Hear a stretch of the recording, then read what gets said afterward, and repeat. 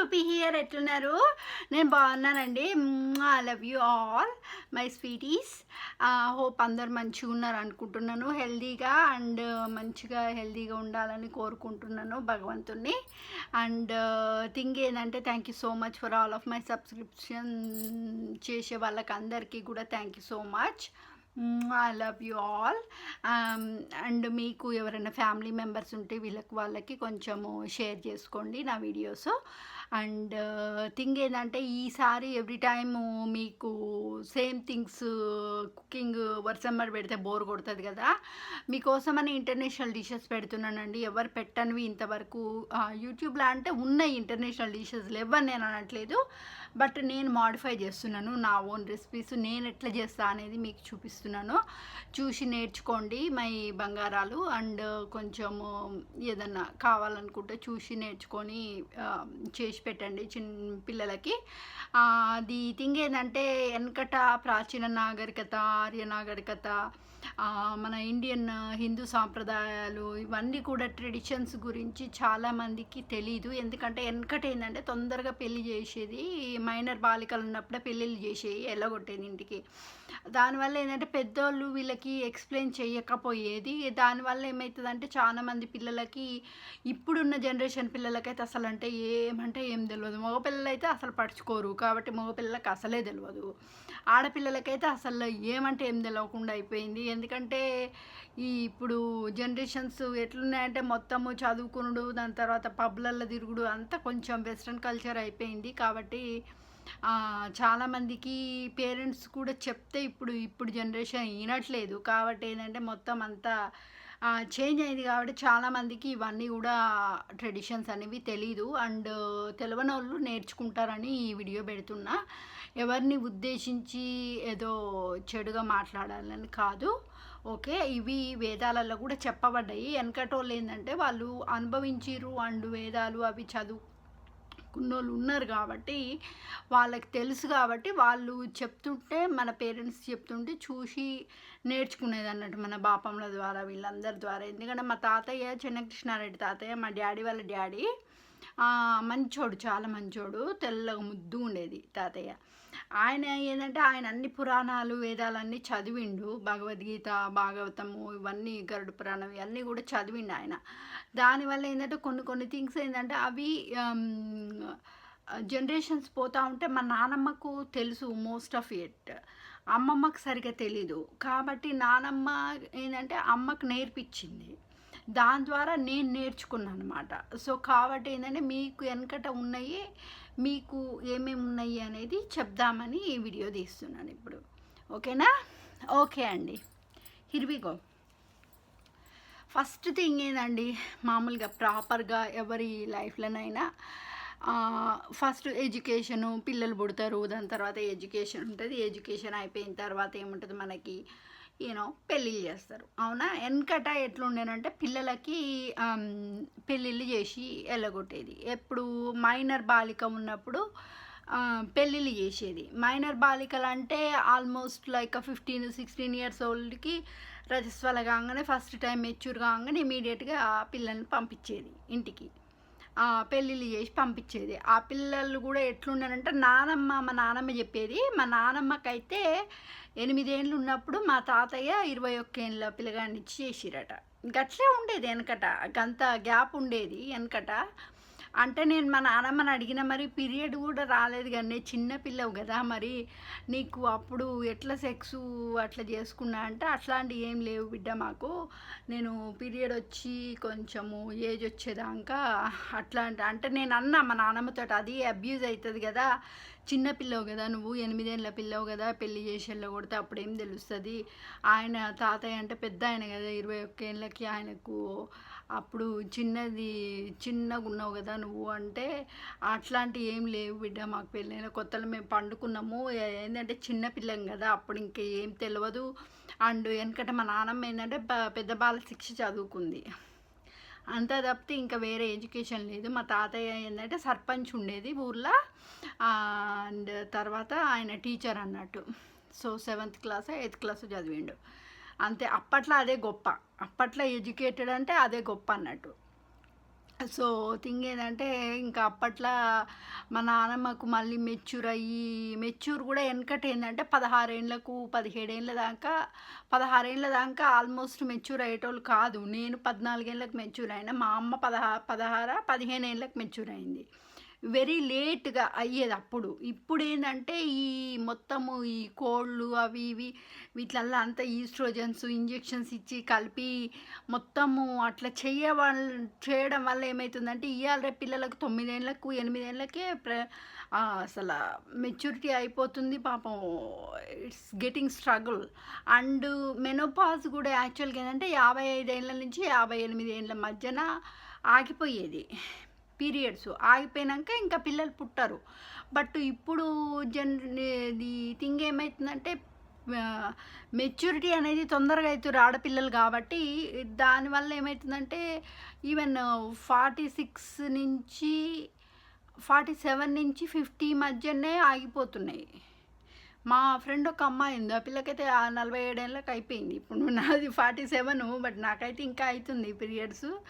But still I'm just saying ఏంటంటే దానివల్ల పిల్లలు కూడా ఇంకా పుట్టరు కదా. కాబట్టి ఏంటంటే వెనకట అనేది తొందరగా కనాలి పిల్లలు అనేది ఇదే. ఎందుకంటే ఇప్పుడు ఉన్న ఫుడ్ కూడా మొత్తం కలుషితం అయిపోతుంది. దానివల్ల కూడా అది కూడా కొంచెం ముందుకు మూవ్ అయిందనమాట. సో అయితే వెనకట పెళ్ళిళ్ళల్లో ఎట్లా ఉండేదంటే మైనర్ పిల్లను పెళ్ళి చేసి పంపించేది. అండ్ వెనకట మా నానమ్మ వాళ్ళ తరంలో ఎట్లుండేదంటే భార్య భార్యాభర్తలు ఉన్నారంటే ఇప్పుడు తల్లిగారు ఉంటుంది కదా, మా అమ్మ ఉంటుంది కదా, మా అమ్మమ్మ మొహము మా నాన్నకు చూపించకపోయేది. అంటే ఎట్లా అత్త ఫేసు అనేది చూడకూడదు అనమాట. అదొక నియమం ఉండేది. నియమాలు ఏందో చెప్తాం మీకు ఒక్కొక్కటి. ఎందుకంటే ఎట్లనంటే భర్తకు తప్పితే వేరే మగవాన్ని ఎవరిని కూడా నీకు మనసులో ఉంచుకోకూడదు. ఆడపిల్ల సెక్షువల్ ఫీలింగ్స్ కలగకూడదు. అండ్ వేరే మగవాళ్ళతో మాట్లాడకూడదు. వేరే మగవాళ్ళకి మొహం చూపించకూడదు. వెనకట మా నాన్నమ్మ ఏంటంటే నెత్తిలో ఇట్లా అది పరదా వేసుకునేది. అంటే మొత్తం నెత్తిలో అది కొంగు వేసుకునేది అన్నట్టు. కొంగు కప్పుకొని మొహం చూపించకపోయేది. ఇప్పటికీ కూడా ఉంది రాజస్థాన్లో. అండ్ మార్వాడీసు మరాఠీసు మా ఫ్రెండ్స్ ఉండేది మార్వాడీస్, వాళ్ళ కల్చర్లో కూడా ఇంకా నడుస్తుంది. సో థింగ్ ఏంటంటే అట్లా ఉండేది వెనకట. థింగ్ ఏంటంటే అత్త ఎప్పుడన్నా ఇంటికి వచ్చినప్పుడు బిడ్డ ఇంటికి వచ్చినప్పుడు అల్లునికి మొహం చూపించొద్దు అన్నట్టు. ఇప్పటికి కూడా మా అమ్మమ్మ చనిపోయేదాకా కూడా మా నాన్న వస్తుందంటే ఈ టవలో ఏదో దుప్పటో ఏదో చెద్దరుగా పట్టుకొచ్చి ఇట్లా పరదా పట్టుకునేది నేను. అటు సైడ్ మా అమ్మ, ఇటు సైడ్ నేను ఉండి పట్టుకునేది అన్నట్టు. పట్టుకొని మా నాన్న ఇంకా వెళ్ళిపోయిన తర్వాత మా నాన్నమ్మ ఇంకా పరదా తీసేది అన్నట్టు. అల్లుడికి మొహం చూపించద్దు. ఇప్పుడు అల్లుడిని సొంత కొడుకులాగా చూసుకుంటుర్రు, వండి పెడుతుర్రు, తినిపిస్తుర్రు. ఇప్పుడు జనరేషన్ చేంజ్ అయిపోయింది. బట్ వెనకట అట్లా ఉండేది అన్నట్టు. అండ్ థింగ్ ఏంటంటే ఒక్కసారి పెళ్ళి చేసుకున్న తర్వాత నీకు ఏదన్నా ప్రాబ్లమ్స్ రాని, ఒకసారి అత్తగారింటికి పోయిన తర్వాత ఇండియన్ రిచువల్స్ ప్రకారము, ఇండియన్ హిందూ సంప్రదాయం ప్రకారం ఏంటంటే ఒకసారి నీకు పెళ్ళి అయిందంటే మళ్ళీ నువ్వు భర్తతోటి ఎన్ని ప్రాబ్లమ్స్ అన్నా ఉండని, అత్తగారితో ఏమన్నా ప్రాబ్లమ్స్ ఉండని, ఇట్ డజంట్ మ్యాటర్. నువ్వు తల్లిదండ్రులకు చెప్పినా కానీ వాళ్ళు పట్టించుకోరు. ఎందుకంటే వెనకట అట్లనే ఉండేది. ఎందుకంటే నీ ప్రాబ్లము ఒకసారి మేము పెళ్ళి చేసి వెళ్ళగొట్టినామంటే మా రెస్పాన్సిబిలిటీ అయిపోయింది, ఇంకంతే. That's your life. నువ్వు అత్తగారింటికి పోయినావంటే అది నువ్వు మళ్ళీ ఒకసారి తల్లి దగ్గరికి పోయి ఉండకూడదు అన్నమాట. అంటే ఉండొద్దంటే పెళ్ళయిన తర్వాత జస్ట్ సూప్గా పోవచ్చు. ఒక 1 month 2 months ఉండు, తల్లి దగ్గర ఉండు, ఎంజాయ్ చేసుకో లైఫ్, మంచిగా హ్యాపీగా తల్లితో చేపించుకొని తిను, రా ఇంటికి రా. బట్ మళ్ళీ నీ ఇంటికి నువ్వు తిరిగి రావాలి, కానీ తల్లిగారి ఇంట్లో పర్మనెంట్గా ఉండకూడదు అన్నట్టు. అది నియమం. అండ్ అందుకే ఇప్పుడు మా చుట్టాలందరూ అదే అంటారు, ఎందుకు అక్కడికి పోయి ఉండొచ్చు కదా అని. ఫస్ట్ ఆఫ్ ఆల్ మా నాన్న, మా అన్నయ్య, మా వదినతోటి ఉంటుర్రు. And I don't like to, because నాకు కావాలనుకుంటే నేను ఇల్లు కనుక్కొని నేను సపరేట్గా ఉంటా, కానీ తల్లిగారి మీద ఆధారపడకూడదు అనమాట. అందుకే నేనన్నా, మీకు అసలు పద్ధతులు తెలియదు, పాడు తెలియదు, గట్ల మాట్లాడతారు ఏంది, అసలు ఒకసారి పెళ్ళైన తర్వాత అత్తగారిని ఎన్ని ప్రాబ్లమ్స్ వచ్చినా ఇక్కడనే ఉండాలి, వేరే తల్లిగారి దగ్గర పోయి వాళ్ళ మీద డిపెండ్ కాకూడదు అనమాట. మా నాన్న కూడా అదే అన్నాడు, ఏంది బిడ్డ ఇదివరకు ఇన్ని రోజులు అంటే నువ్వు జాబ్ చేసుకున్నావు కాబట్టి నీకు పైసలు ఉన్నాయి కాబట్టి నేను పైసలు ఇవ్వలేదు, ఇప్పుడు అవసరానికి నేను పైసలు ఇస్తానంటే నేను అంటున్నాను ఐ డోంట్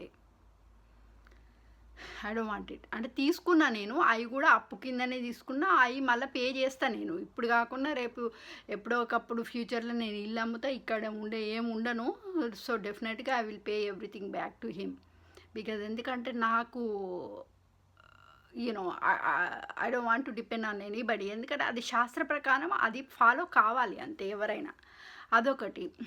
ఇంకొకటి ఏంటంటే భర్తను తప్పితే వేరే మొగోళ్ళను ముట్టుకోకూడదు, మనకి సెక్షువల్ కోరికలు ఉండకూడదు.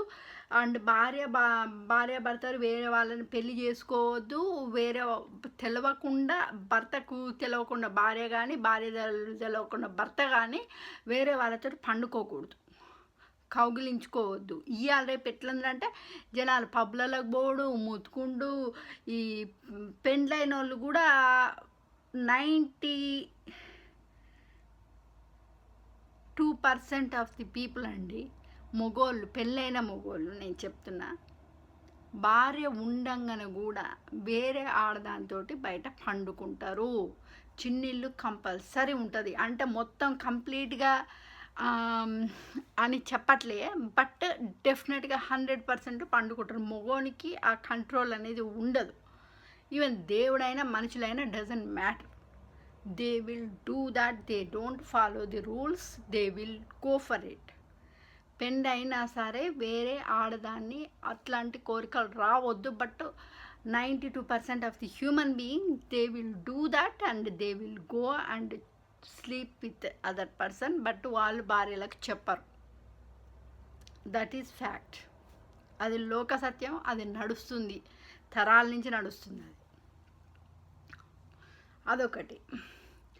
అండ్ దొంగతనంగా అట్లా చేస్తే మాత్రం అది పాపపు కర్మ, సో దానికి తగ్గట్టు కర్మ అనుభవించాల్సి వస్తుంది, ఎందుకంటే అది అడల్టరీ కిందికి వస్తుంది. That is wrong. నీకు ఒకసారి భార్య ఉన్నప్పుడు వేరే ఆడదాంతో ఎవరితోటి కూడా ఫీలింగ్సే రావద్దని అంటే వేరే ఆడదాంతో పోయి పండుకుంటే అది అడల్టరీ కిందికి వస్తుంది. That is wrong. ఓకే, అదొకటి. ఇంకోటి ఏంటంటే దాని తర్వాత వేరే పిల్లలు ఏంటంటే వెనకట పెళ్ళి కాగానే ఎంగేజ్ల పిల్లలు కనాలనేసి ఇమీడియట్గా 3 నెలలకు ప్రెగ్నెంట్ అవ్వడు అట్లా చేసేది. బట్ ప్రెగ్నెన్సీ వచ్చినప్పుడు ఏంటంటే వెనకట ఈ ఇంజెక్షన్స్ కానీ, కాంట్రసెప్షన్ పిల్స్ కానీ, కాండోమ్స్ కానీ ఇవన్నీ లేవు కాబట్టి ఏంటంటే వెనకట ఒకసారి భార్యాభర్త కలిసినంటే ఇమీడియట్గా ప్రెగ్నెన్సీ వచ్చేది. బట్ మోస్ట్ ఆఫ్ ది ఉమెన్కి ఏంటంటే అండి, మామూలుగా పీరియడ్ ఉంటుంది కదా, పీరియడ్ అయిపోయిన తర్వాత 8వ రోజు నుంచి స్టార్ట్ అయ్యి అరౌండ్ 20th డే దాకా పీక్ పీరియడ్. ఆ టైంలో ఆడోళ్ళకి కోరికలు వస్తాయి, మగోళ్ళకు కోరికలు వస్తాయి. ఎందుకంటే ఆడోళ్ళకి మగోళ్ళకి ఇద్దరికి కూడా జ్యూసెస్ అనేది ప్రొడ్యూస్ అవుతాయి. మగోళ్ళకి ఎప్పుడు ఉంటాయి, చచ్చిపోయేదాకా ఉంటాయి ఆ కోరికలు. బట్ మాకు ఆడోళ్ళకి చెప్తున్నా ఆవ్యులేషన్ టైంలో అప్పుడు కోరికలు ఉంటాయి కాబట్టి ఏమంటే పండుకోగానే పిల్లలను కనంగానే ఇంకా యూనో థింగ్ ఏంటంటే మధ్యన యాక్చువల్గా హిందూ సాంప్రదాయం ప్రకారము ఒక గర్భానికి ఇంకో గర్భానికి మినిమం 6 months టైం ఉండాలి, టైం గ్యాప్ అనేది ఇవ్వాలి. ప్రెగ్నెన్సీ ఉన్నప్పుడు భార్య ప్రెగ్నెంట్ తోటి ఉన్నప్పుడు సెక్స్ చేసుకోకూడదు. అండ్ మధ్యన 3 నెలలు 6 నెలలు కంపల్సరీ టైం ఇవ్వాలి. బట్ చాలామంది ఇయ్యరు.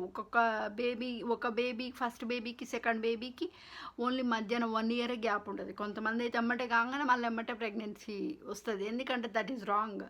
ఒకవేళ నార్మల్ అయినా సరే నీ బాడీ సెట్ అయ్యటానికి అట్లీస్ట్ 3 months పడుతుంది. సిజరిన్ అయితే అట్లీస్ట్ 6 months పడుతుంది. మొత్తము కొంచెము నీ బాడీ మళ్ళీ సెట్ కావాలి, హార్మోన్స్ అవన్నీ కూడా నార్మల్గా కావడానికి ఏమంటారంటే ఈ బాడీ లోపల చేంజెస్ అనేవి జరుగుతుంటాయి కదా.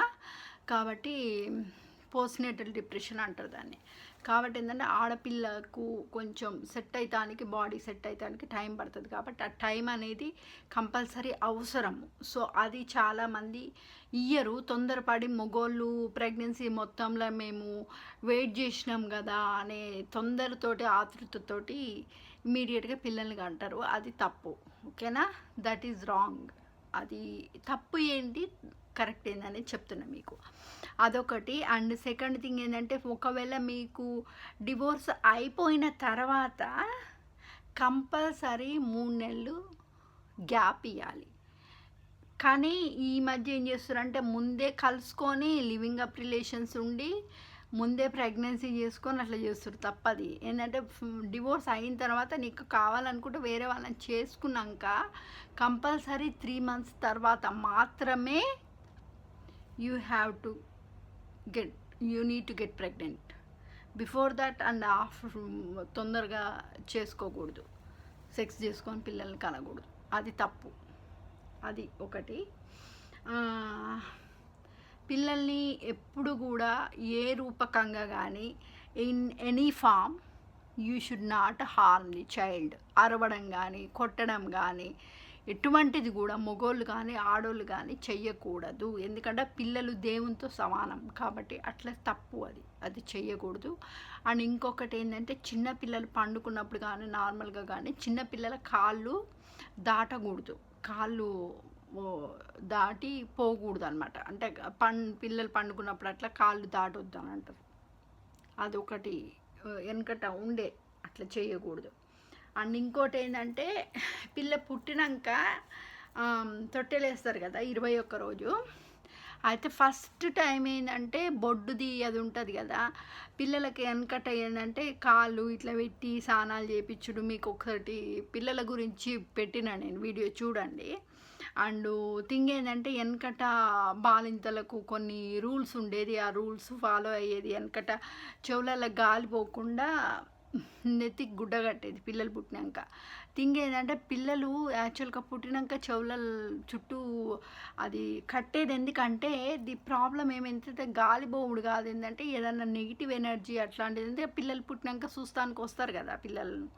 అట్లాంటప్పుడు ఏమవుతుందంటే అన్నప్రసన్న అనేది 6 నెలల తర్వాత చేస్తారు. అండ్ దాని తర్వాత 21 డేస్కి తొట్టెలేస్తారు కదా. అప్పుడు ఏమవుతుందంటే చాలామందికి ఇంటికి వస్తుంటారు కాబట్టి ఏమైనా నెగిటివ్ ఎనర్జీ అట్లాంటివి ఉంటే గాలి తగులుద్దని బాలింతలకు హ్యాండ్ కర్చీఫ్ కడతారు అన్నట్టు, మాలు కడతారు. అది వెనకటి నుంచి వస్తుంది. అండ్ ఫస్ట్ పిల్లలు పుట్టిన తర్వాత కూడా కొద్ది రోజులు మా అమ్మనైతే శ్రద్ధ పుట్టినాక పాలు పడలేదు నాకు. కానీ ఏమంటారు, కరేపాకు కారము, దొండకాయ, మునక్కాయ, కాకరకాయ, ఏందో అన్నీ పచ్చ ఫుడ్ పెట్టేది. అసలు ఆల్మోస్ట్ ఓవర్ దేవుడు ఏందే తల్లి తన్ని ఎన్ని రోజులే అని అంటే, నో మాంసం తినొద్దు ఇది అది అని అంత పెద్ద హెడేక్. ఇది తినొద్దు అది తినొద్దని ఏందో పెట్టేది. ఇంక అన్నీ ఎల్లిపాయ కారం అని, కాకరకాయ కారం అని, ఇక కరేపాకు, ఇవన్నీ పొడులు పెట్టేది. సో యూనో అది అంటే బ్రెడ్ ఒకటి, పాలు ఒకటి బాగా తాగిపిచ్చేది. దానివల్ల పాలు పడతాయి పిల్లలకని అది చేసేది. కానీ నాకు పడలేదు. ఇప్పుడు ఇవాళ రేపు ఉన్న జనరేషన్ బట్టి 3 నెలలకు పడితేనేమో అసలే రావట్ల పాలు. ఈవెన్ కొలెస్ట్రాల్ కూడా రావట్లే. ఫస్ట్ ఎల్లో కలర్ లిక్విడ్ వస్తుంది, అది కూడా రావట్లేదు. అండ్ సెకండ్ థింగ్ ఏంటంటే, పిల్లలు పుట్టినాక కూడా అసలు 3 నెలల కంటే తర్వాత ఇంకా అసలు పాలే పడతలేవు. మా అమ్మ వాళ్ళైతే వెనకట నేను 3 ఏళ్ళు 4 ఏళ్ళు వచ్చేదాకా ఇచ్చేదట పాలు. ఇప్పుడు అసలు పాలే వస్తలేవు ఎవరికి. అవి కూడా అమ్ముతారు ఇప్పుడు. బ్రెస్ట్ ఫీడింగ్ కూడా పాలు కూడా ఎవరికైనా ఎక్కువ ఉంటే అవి కూడా అమ్ముకుంటారు బయట జనాలు. ఇప్పుడు జనరేషన్ అట్లా తయారైంది. అదొకటి. అండ్ థింగ్ ఏంటంటే, పిల్లలు పుట్టినాక మన బట్టలు అది బొడ్డుది ఉంటుంది కదండి, ఆ బొడ్డుది యాక్చువల్గా ఏంటంటే అనేది మనం పెట్టుకోవాలి. ఇప్పటికీ కూడా ఉంది బొడ్డు. నెయిల్స్ ఫస్ట్ టైం కట్ చేసిన nails and what is that called, నెత్తి హెయిరు, అవన్నీ కూడా పిల్లలవి దాచిపెట్టుకుంటారు. నేను దాచిపెట్టుకున్న శ్రద్ధ ఇంకా ఉన్నాయి నా దగ్గర. సో అదొకటి. అండ్ బొడ్డు ఊసిపోయినాక కూడా ఫస్ట్ అయినాక, డెలివరీ అయినాక ఫస్ట్ 2 days పిల్లలకు స్నానం చేపియొద్దు అంటారు. ఓన్లీ ఏంటంటే తడిబట్ట పెట్టి, సోప్ వాటర్ పెట్టి తడిబట్ట పెట్టి తుడవాలంటారు. ఎందుకంటే సున్నితంగా ఉంటుంది కదా బాడీ వాళ్ళది. కాబట్టి తుడవడం అంటే జస్ట్ ఇట్లా అద్దినట్టు ఇట్లా లైట్ డ్యాబింగ్ చేయాలంతే. ఇట్స్ నాట్ లైక్ గట్టి ఇట్లా పెట్టి రుద్దొద్దు అట్లా. ఓకే, అదొకటి. అండ్ తర్వాత ఏంటంటే పిల్లలకి ఈ పట్టు వస్త్రాలు ఇవి అవి అట్లాంటివి వేయకూడదు, పాత బట్టలు వేయాలి.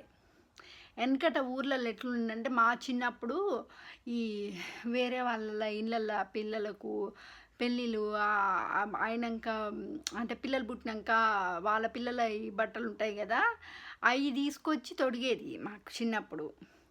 లేక కాదు, ఏంటంటే బాడీ అనేది చిన్నపిల్లలది సున్నితంగా ఉంటుంది కాబట్టి ఆ మెత్త కాటన్వి వేయాలన్నట్టు. కాబట్టి ఏంటంటే కాటన్ పాత బట్టలు వేయాలన్నట్టు పిల్లలకు. ఫస్ట్ అట్లీస్ట్ ఒక 2 weeks దాకానైతే పాత బట్టలే వేసేది.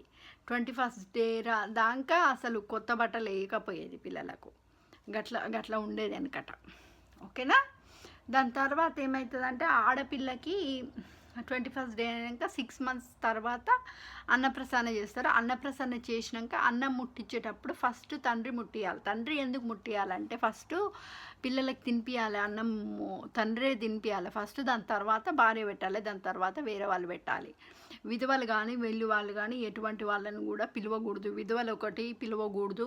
సెకండ్ థింగ్, పిల్లలు కానోళ్ళు గొడ్రాళ్ళు ఉంటారు కదా, వాళ్ళని పిలవకూడదు.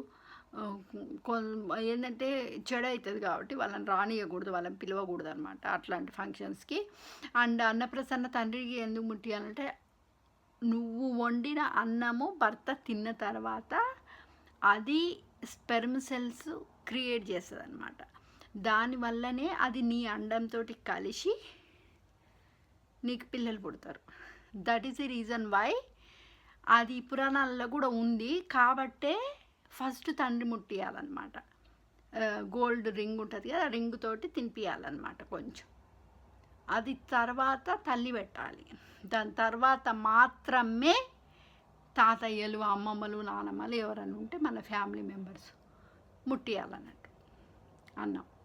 అది పద్ధతి. అండ్ కింద ఇక అన్నీ పెడతారు కదా పిల్లలకు అన్నప్రసన్న అప్పుడు. ఏం పట్టుకుంటాడు అన్నీ పెడతారు కదా, బుక్కు, పెన్ను, బంగారం, పైసలు అవి ఇవి పెడతారు అంతే కింద. అదొకటి. అయిపోయాక పిల్ల పెద్దగా అయినాక ఏమవుతుందంటే ఈ చెవులు కుట్టిస్తారు కదా. చెవులు కూడా మామూలుగా 3 నెలల తర్వాత కుట్టిస్తారు అని అంటారు. 3 నెలల మధ్యన 3 నెలలకు 6 నెలలకు మధ్యన కుట్టిస్తామంటారు. కొంతమంది ఏమో 6 months తర్వాత అన్నప్రసన్న అయినాక కుట్టిస్తానని అంటారు. కుట్టించి బోడగుండు చేపియాలి. మరి పద్ధతి ప్రకారం అయితే బోడగుండు చేపించి మేనమామ చెవులు కుట్టియాలి. మేనమామనే కొనాలి. యాక్చువల్గా చెవుల రింగులు కూడా మేనమామనే కొనాలి. మాకు అంత అదృష్టం లేదులే, మా మొహాలకి ఎవడున్నాడు, ఎవడు లేడు. ఉన్నా కానీ వాళ్ళు నా పైసలు గుంజుకునేటోళ్ళే కానీ నా బిడ్డకి ఎవడు చేపియలే ఇంతవరకేమి. సో అది సంగతి. మాది ఇక వదిలేయండి, ఇక నా బతుకంత నాశనం అయిపోయింది, ఏం తగలబడదు. కానీ జస్ట్ నార్మల్గా చెప్తున్నా. మేనమావనే కొడుకు చెవులు కుట్టియాలి ఆడపిల్లకు, గోల్డ్వి కొనాలి. అండ్ గౌను కూడా పాపకు మేనమావనే కుట్టియాలి. అండ్ తర్వాత పద్ధతి ప్రాసెస్ ఏంటంటే పెద్ద మనిషి అవుతుంది కదా పాప. పెద్ద మనిషి అయిన తర్వాత వెనకట ఏం చేసేదంటే మూలకు కూర్చోబెట్టేది. మూలకు కూర్చోబెట్టి 3వ రోజు తలకు పోసేది, మళ్ళా 5వ రోజు తలకు పోసేది. 5వ రోజు తర్వాత నుంచి మళ్ళా 9వ రోజు దాకా, 7వ రోజు అనుకుంటా, 7వ రోజు దాకా 9వ రోజు దాకానో మొత్తానికి 7వ రోజు దాకా 7వ రోజు దాకా కూర్చోబెట్టేది మూలకి. దాని తర్వాత ఇంటికి రానిచ్చేది. సో 7వ రోజు దాకా, 5వ రోజు నుంచి 2 రోజులు నువ్వు ముద్దలు, అది ఏమంటారు, ఖర్జూరాలు అట్లాంటివన్నీ బలవర్ధకమైన ఆహారం పెట్టేదన్నట్టు అప్పట్లో. ఎందుకంటే పీరియడ్ ఉన్నప్పుడు తినకూడదు అది, దాని తర్వాత తినాలి. కొంతమంది 11 రోజులు కూర్చోబెడతారు, కొంతమంది 9 రోజులు కూర్చోబెడతారు. నాకేం లేదు, నేను కూర్చోబెట్టలే మా అమ్మ, కానీ జస్ట్ చెప్తున్నా. ఎందుకంటే ఇప్పుడు జనరేషన్ చేంజ్ అయింది కదా, మా నాన్నకి ఇష్టం లేదు. ఇదంతా ఏంది అంత ఫ్రీగా తిరిగినాయి అంటే, ఓకే బిడ్డ దేవుని ముట్టుకోకు, బట్ మిగతా అన్నీ ఓకే అంటే ఇంకా నార్మల్. ఫస్ట్ ఒక 5 రోజులు ఇక జస్ట్ కొంచెం దూరంగా అన్నట్టుగానే పెట్టి ఇక దూరం నుంచి ఇస్తారు అన్నట్టు, అన్ని సాపేసి ఇక ముట్టుకోవద్దు అన్నట్టు. అట్లా ఇప్పటికి కూడా వస్తుంది అండి. భర్తల్లో కూడా భార్య ఉన్నప్పుడు పీరియడ్ ఉన్నప్పుడు ఆ 3 రోజులు బయటనే ఉంచుతారు, భర్త తోటి కలవకూడదు. ఎందుకంటే కలిస్తే అప్పుడు పీరియడ్ ఉన్నప్పుడు కలిస్తే దాని తర్వాత అంటే పీరియడ్ ఉన్నప్పుడు ఎట్లా ప్రెగ్నెన్సీ రాదు, బట్ పీరియడ్ ఉన్నప్పుడు కలిసిన ఈవినింగ్ టైము 5:30 నుంచి అరౌండ్ 7 o'clock అంటే చీకటి అయిపోయేదాకా కలిసినా కానీ, ఎర్లీ మార్నింగ్ బ్రహ్మ ముహూర్తంలో కలిసినా కానీ భార్యాభర్తలు రాక్షసులు పుడతారు. ఎందుకంటే ఈవినింగ్ 6 తర్వాత పిల్లలను చదివిపియొద్దు అని అంటారు, చదువుకోరు. చూసిరా ఎప్పుడైనా ఆడుకుంటా మమ్మీ అంటే ఓకే ఆడుకోపో అని పంపిస్తారు ఈవినింగ్. ఎందుకంటే అది అసుర సమయం అన్నమాట, రాక్షసులు తిరిగే టైం అది. కాబట్టి ఏంటంటే ఈవినింగ్ టైంలో చదవకూడదు. సో అది సంగతి, అదొకటి. దాని తర్వాత ఏంటంటే మేనమామ, ఇప్పుడు నువ్వు పెద్ద మనిషి అవుతావు కదా ఆడపిల్ల, పెద్ద మనిషి అయినప్పుడు ఏ రంగు, నేను యాక్చువల్గా white and white colour top, yellow colour skirt వేసుకున్నా నేను. సో ఎల్లో కలర్ స్కర్ట్ మీద నేను పెద్ద మనిషిని అయినా. అప్పుడు ఏంటంటే నువ్వు ఏదైతే కలర్ మీద పెద్ద మనిషి అవుతావు అంటే రక్తం అంటుతుందో నీ బట్టలకి, అప్పుడు ఆ సేమ్ కలర్ దుస్తుల కలర్ ఏదైతుందో ఆ సేమ్ రంగు చీర మేనమామనే కొనుక్కొచ్చి మళ్ళా అప్పుడు 11వ రోజు ఫంక్షన్ చేస్తారు కదా ఆడపిల్లకు. ఫంక్షన్ చేసినప్పుడు కూడా ఓనీని కానీ, పట్టులంగా కానీ, ఓనీ కానీ, బ్లౌజ్ కానీ, ఎవ్రీథింగ్ అండ్ ఫంక్షన్ కూడా ఎవ్రీథింగ్ మేనమావనే చూసుకోవాలి మొత్తం. అండ్ చెవులకు గొనిచుడు, చేతులకు గాజులు, పూలు, మొత్తం ఎవ్రీథింగ్. ఇక ఆడపిల్లకి కావాల్సినవి మొత్తం కూడా వాళ్ళే ఆ సేమ్ కలరుది కొనాలి. ప్లస్ నువ్వు నాకు ఏంటంటే నేను ఎల్లో కలర్ తీసుకున్నప్పుడు అయింది కాబట్టి ఈ ఎల్లో కలర్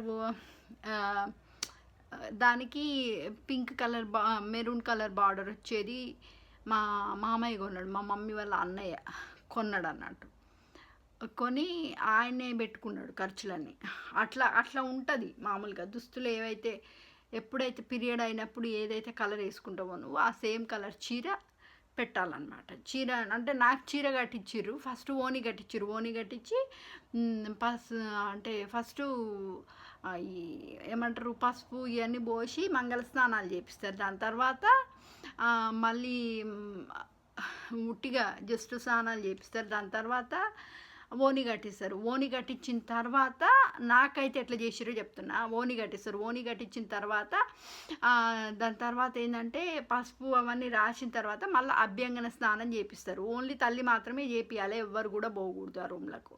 ఇప్పుడు ఏంటంటే ఏందో జల్లెట్లు పెట్టి అందరిని పిలిచి అందరి ముందు నీళ్ళు పోస్తారు, కానీ అది తప్పు. ఓన్లీ తల్లి మాత్రమే చేపియాలి. అది కూడా నువ్వుల ముద్ద, పసుపు, కస్తూరి పసుపు, నువ్వు ముద్దలు అండ్ గంధము, ముల్తాని మట్టి అవన్నీ కలిపి ఫస్ట్ ఏమంటారు నువ్వుల నూనె రాసి వంటికి అవన్నీ కూడా పట్టించి దాని తర్వాత ఒక 10 నిమిషాలు ఆగినాక అప్పుడు పసుపు అనేది పాపకు అందరు రాసిన తర్వాత దాని తర్వాత అభ్యంగన స్నానం చేయించినాక చీర కట్టిస్తారు. అదైతే అట్లనైతే నాకు చేసిరు. మరి అందరికీ అట్లా ఉండాలని లేదు. ఫస్ట్ నాకు ఇది బ్లూ కలర్ది గ్రీన్ కలర్ అనుకుంటా, గ్రీన్ కలర్ నాకు మంచిగా నప్పుతుంది బాడీ, కానీ ఫస్ట్ గ్రీన్ కలర్ ఓని కట్టించారు. దాని తర్వాత అదంతా అభ్యంగన స్నానం అయినాక ఫస్ట్ పసుపు పెడతారు, పసుపు గంధం కలిపి పెడతారు మీగడల. దాని తర్వాత ఓని స్నానం చేయాలి. స్నానం చేసినాక మళ్ళీ ఓని ఇస్తారు. ఓనీలు ఇచ్చినాక ఓనీలు కట్టుకోవాలి. ఓనీలు కట్టుకున్నాక దాని తర్వాత మళ్ళీ అభ్యంగన స్నానం చేయించినాక ఏమవుతుందంటే స్నానం చేయించినాక నువ్వు అరటి చెట్టు ఉంటుంది కదా, మేనమామ ఇంట్లో అరటి చెట్టు నాటాలన్నమాట ప్రతి ఆడపిల్ల కూడా. అది చాలామందికి తెలీదు. అరటి చెట్టు కంపల్సరీ. అరటి చెట్టు ఏంటంటే నారాయణుని ప్రతీక కాబట్టి అరటి చెట్టు ఒకటి, ఉసిరి చెట్టు ఒకటి, ఏదైనా పర్లేదు, ఆ రెండిట్లలో ఏదో ఒక చెట్టు మాత్రం కంపల్సరీ నాటాలి. సో అదొకటి నాటి ఆడపిల్లతోటి నాటిస్తారు అన్నట్టు. అంటే పాప ఉంటుంది కదా, ఆమెతోటి నాటిస్తారు. అది కూడా మేనమామ ఇంట్లో కంపల్సరీ నాటియాలి ఒక చెట్టు అనేది నాటియాలి. అండ్ చుట్టూ కూడా ఏంటంటే ముగ్గులేసి ఒకటి కట్టె బాస్తారు. కట్టె బాతిచ్చి దాని చుట్టూ గురిగిలు పెడతారు అన్నట్టు. అంటే పిల్లను ఎన్ని రోజులైతే కూర్చోబెడతారో, నువ్వు 7 రోజులు కూర్చోబెడితే 7 రోజులు గురిగిలా బియ్యం పోసి పెడతారు. 5 రోజులు కూర్చోబెడితే పాప అంటే 7 రోజులు. ఈ మధ్య ఆడపిల్లలు కూర్చోవట్లేదు ఎవరని, 7 రోజుల కంటే ఎక్కువ చేస్తలేరు. వెనకట ఏంటంటే 11 రోజుల తర్వాతనే ఫంక్షన్ చేసేది, 9 రోజుల తర్వాత 11 రోజుల తర్వాత ఫంక్షన్ చేసేది. ఇప్పుడు అట్లా చేయట్లా. ఇప్పుడు ఏంటంటే 11 అనేది ఏకాదశి కాబట్టి 11 రోజుల తర్వాత చేసేది. అది నారాయణకి ప్రతీక కాబట్టి, వెంకటేశ్వర స్వామి ప్రతీక కాబట్టి అప్పుడు అట్లా చేసేటోళ్ళు వెనకట.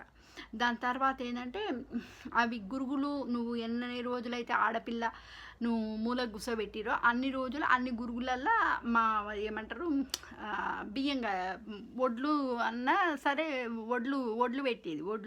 వడ్లు కింద పోసి దాని తర్వాత దాని గురుగుల లోపల, గురిగి అంటే తెలుసు కదా మీకు, చిన్న చిన్న కుండలు ఉంటాయి కదా, వాటిలల్లో బియ్యం పెట్టేది అన్నట్టు. బియ్యం పెట్టి మామిడాకులు పెట్టేసి ఇంటి చుట్టూ తోరణాలు కట్టించి అవన్నీ గురుగులు కూడా ఆ కట్టే పాతిచ్చి దానికి పసుపు, గంధము, కుంకుమ రాసి దాని తర్వాత అది కూడా ఇట్లా నారాయణుంది ఉంటుంది కదా నామము, అది పెట్టించి దాని తర్వాత మేనమామతోటి నాటించినాక దాని తర్వాత పాప కూడా ముట్టుకోవాలి. అది ముట్టుకోవాలి, తల్లి ముట్టుకోవాలి, అంతే. ముగ్గురు మాత్రమే ముట్టుకోవాలి. దాని తర్వాత అది పాటించినాక చుట్టూ గురుగులు పెడతారు. గురుగులు పెట్టినాక ఆ పాపకు ఎప్పుడైతే నువ్వు స్నానం అయిపోయిన తర్వాత మళ్ళీ చీర కట్టిస్తారు కదా, చీర కట్టిస్తారు. మనకు ఆంధ్ర సైడ్ ఏందో ఓని ఒక్కటే కట్టిస్తారు, అయిపోతుంది వాళ్ళ ఫంక్షను. మాకేందో ఓని కట్టించినాక మళ్ళీ చీర కట్టిస్తారు. మా సైడ్ తెలంగాణ సైడ్ అయితే నాకైతే అట్లా చేసారు. అది అయిన తర్వాత ఏమవుతుందంటే ఆ ఉన్న గురిగిలల్లో ఉన్న బియ్యం ఉంది కదా, అది తీసి దేవునికి ఫస్ట్ నైవేద్యం పెట్టాలి. చక్కెర పొంగల్ చేసి ఆ నైవేద్యం దేవునికి పెట్టినాక అందరికీ ప్రసాదంలాగా పంచాలన్నట్టు. ఎంతమంది అవుతున్నారో, ఎంతమంది అయితే ఫంక్షన్కి వచ్చిరో వాళ్ళకు ఎంత కొంచెమైనా సరే, ఒక చిన్న టీ స్పూన్ అయినా సరే ప్రతి ఒక్కరు తినాలి. అది నియమం. అట్లా ఉండేది అన్నట్టు వెనకట. ఈ ఏమంటారు ఫంక్షను అంటే పిల్ల అదైనాక. దాని తర్వాత వచ్చినప్పుడు ఏంటంటే పెళ్ళి పైన పిల్లను మంటపం మీదికి తీసుకుపోతానికి కొంతమందికి ఎట్లనంటే ఇది కొన్ని ప్లేస్లలో కొన్ని నియమాలు ఉంటాయండి. మా దగ్గర ఏంటంటే ఓన్లీ చేయి పట్టుకొని మేనమామ తీసుకురావాలి మంటపంలోకి. అండ్ కొన్ని ప్లేస్లలో ఏంటంటే బుట్టలలో పెట్టి తీసుకొస్తారు. కొంతమంది ఏమో ఎత్తుకొని వస్తారు. సో కొంతమంది ఏమో ఎత్తుకొని తీసుకొని వస్తారు. అది ఓన్లీ మేనమామ మాత్రమే తీసుకురావాలన్నమాట. పెళ్లి మంటపంలకు ఓన్లీ మేనమామ మాత్రమే తీసుకురావాలి అట్లా. ఓకేనా? అదొకటి. అండ్ ఇంకా కొన్ని దాంట్లో ఏంటంటే ఎత్తుకొని తీసుకొచ్చి ఏం చేస్తారంటే మన బెంగాలీ సైడు మన వాళ్ళు ఈ తమలపాకులు అడ్డం పెట్టుకుంటారు ఆడవాళ్ళు. పెట్టుకొని దాని తర్వాత పెళ్ళి కొడుకును ఒక సైడు, పెళ్ళి కూతుర్ని ఇంకో సైడు ఒక్కొక్కరు ఎత్తి ఇట్లా పైకి కిందికి అంటుంటారు అన్నట్టు. అంటుంటే ఏమవుతుందంటే వాళ్ళు మెడల పెళ్ళి కొడుకు పూలమాల వేసిన తర్వాతనే ఆ తమలపాకులు అనేది ఆడపిల్ల తీసేయాలన్నమాట ఫేస్ నుంచి. అది బెంగాలీ స్టైలు. బట్ జస్ట్ చెప్తున్నా, ఒక్కొక్క దగ్గర ఒక్కొక్క కల్చర్ అట్లా ఉంటుంది అన్నట్టు. అది సంగతి. తర్వాత పిల్లలు పుట్టిన తర్వాత కన్న తల్లికి మాత్రమే ఆ అధికారం ఉంటుంది. పిల్లల్ని చూసుకోవాలి, తండ్రి సంపాదించాలి. తల్లి పిల్లలకి అట్లీస్ట్ ఇప్పుడు ఏందో జాబులు చేసుకొని ఆ పోరల నర్సరీలలో వేసి అంత చండాలంగా తయారైంది వరల్డ్. కానీ వెనకట ఏంటంటే ఓన్లీ తల్లి మాత్రమే పిల్లల్ని చూసుకోవాలి, తండ్రి మాత్రం సంపాదించాలి, వేరే వాళ్ళది బాధ్యత కాదు. ఎటువంటి no one has got the automatic parental responsibility of your children except the biological mother and father. Okay, only first 90% of the time mother need to look after the child, father has to go and do the job and give the money to the wife to looking after the kids. That is the Hindu tradition. Every single people need to follow that, whether if it is a divorce or whatever, doesn't matter. ఇప్పుడు divorce అవుతున్నాయి కాబట్టి అంత కొంచెం changes వచ్చినాయి కాబట్టి అంత పెంట ఈ చిన్నపిల్లల జీవితాలు నాశనం చేస్తారు. కానీ వెనకట పద్ధతి అట్లా ఉండేది, అది సంగతి. అండ్ ఆడపిల్లలంటే భార్య ఓన్లీ ఇంట్లోనే ఉంటే భర్తని సంపాదించుకొని వచ్చి అదే తినేది. ఇప్పుడు జాబులు చేస్తున్నారు కానీ వెనకటి ఇవన్నీ లేవు. ఓకే, ఇంకోటి ఏంటంటే మనిషి చచ్చిపోతాడు కదా, మనిషి చనిపోయిన తర్వాత ఇంట్లో 11 రోజుల దాకా వంట చెయ్యకూడదు.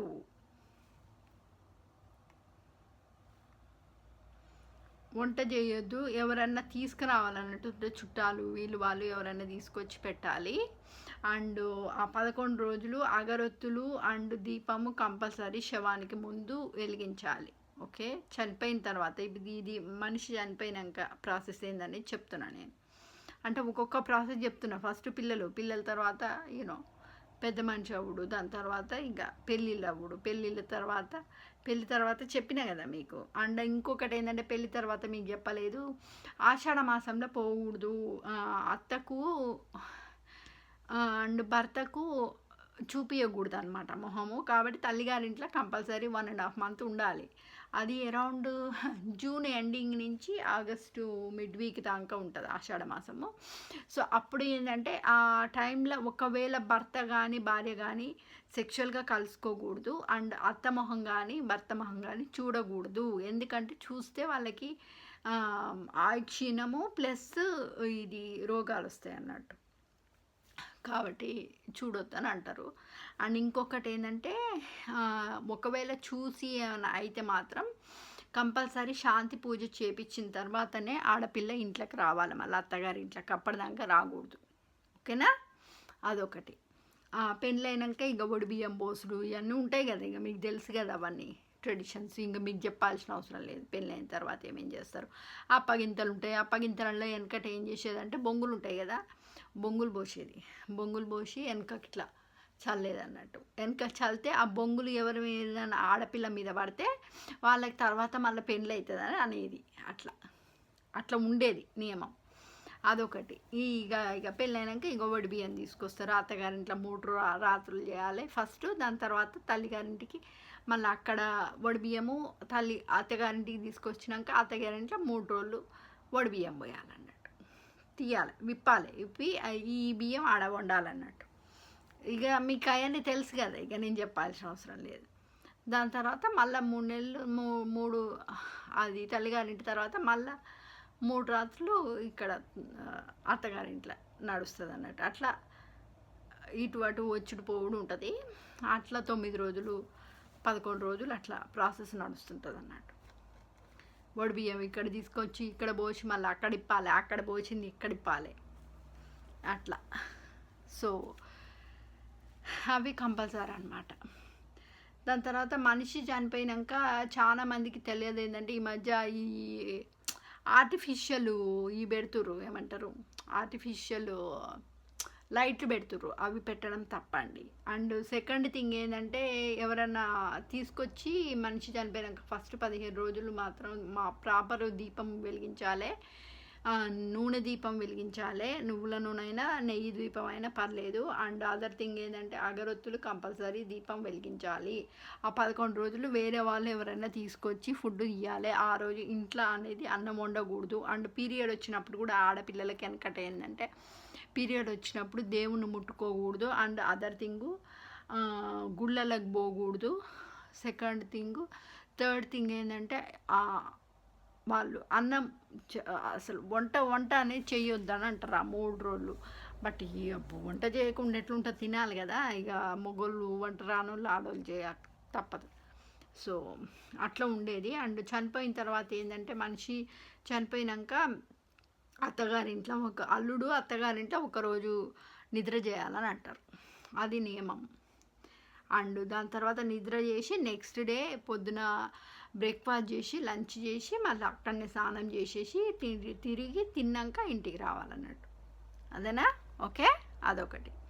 దాని తర్వాత మనిషి పోయినాక పిండాలు పెట్టినాక ఇల్లు మొత్తము గంగా 11 అయిపోయిన తర్వాత ఫంక్షన్ అయిపోయినాక గంగా జలంతో మొత్తం పసుపు తులసి నీళ్ళతోటి మొత్తం ఇల్లు కూడా కంప్లీట్గా శుద్ధి చేయాలన్నమాట. అది ప్రాసెస్. ఓకే.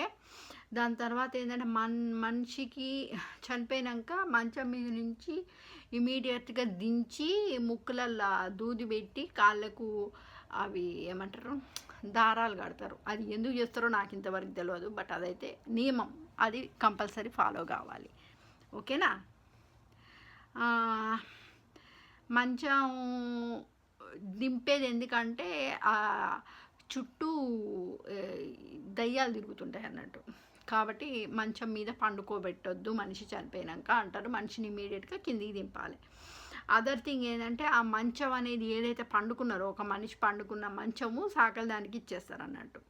ఓకేనా? దాని తర్వాత ఇక ఆస్తికలు బూడిదలు అట్లాంటివి అనేది ఇంట్లో ఉంచుకోకూడదు. ఓకే. కాటికాపరు ఉంటారు కదా, ఇప్పుడు వాళ్ళు కూడా ఇప్పుడు సపరేట్గా కాటికాపర్లల్లో కూడా వాళ్ళకు సపరేట్గా ఇల్లు అంటే ఇట్లా రూము లాగా కట్టిస్తారు, అక్కడ వాళ్ళ లాకర్స్ ఉంటాయి, ఆ లాకర్లలో పెట్టాలన్నట్టు. సరేనా? అది అవి ప్రస్తుతానికి ఫాస్ట్ పార్ట్లా మీకు చెప్తున్నా అండి. ఇంకా చాలా ఉన్నాయి నేర్చుకున్నాయి, కాబట్టి ఇప్పటికే 40 నిమిషాలు అయింది. సో ఇది పెద్దగా అవుతుంది. మళ్ళీ పార్ట్ 2లో మిగతా ఇంకా పద్ధతుల గురించి మీకు చెప్తా. Okay babies, love you all.